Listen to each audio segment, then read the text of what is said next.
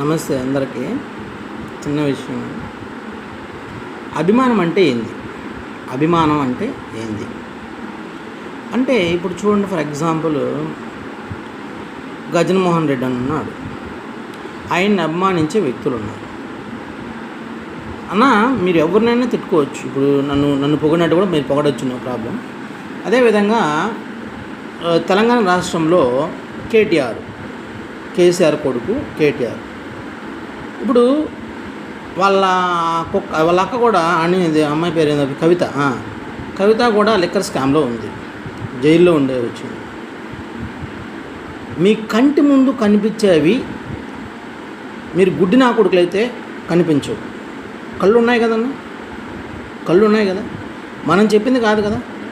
News ఛానల్స్లో బీభత్సంగా ఎత్తి పెడుతున్నారు గజనని చేసిన స్కామ్స్ అనేవి, లేదా ఆయన చంపేసినటువంటి ఎంతమంది ఎమ్మెల్యేలు పోతున్నారే. మీరు అర్థం చేసుకోండి.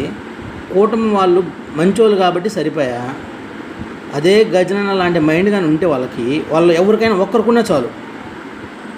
అర్థమవుతుందా? ఆయన చంద్రబాబు నాయుడు గారు కొద్దిగా ఆలోచించి పోనీలే పిల్ల వేదవా అని చెప్పినట్టుగా వదిలేస్తున్నాడు.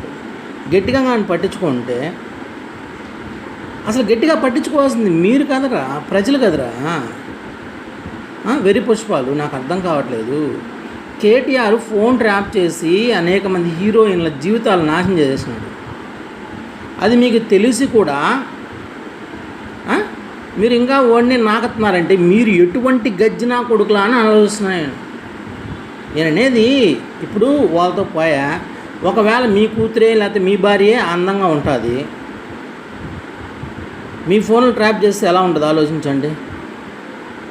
మీకైనా కూడా పాటింపు ఉండదులే, ఎందుకంటే అన్నీ వదిలేసులే మీరే.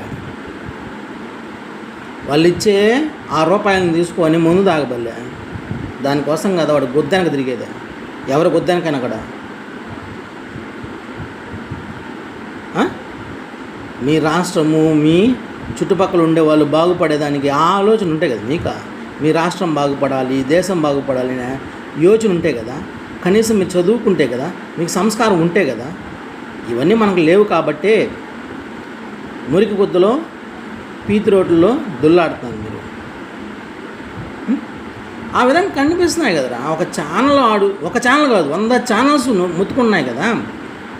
మీకు కనిపించలేదా? కళ్ళు కనిపించలే మీకు? గుడ్డి నా కొడుకులే మీరేమన్నా బ్లైండ్ పీపుల్సా?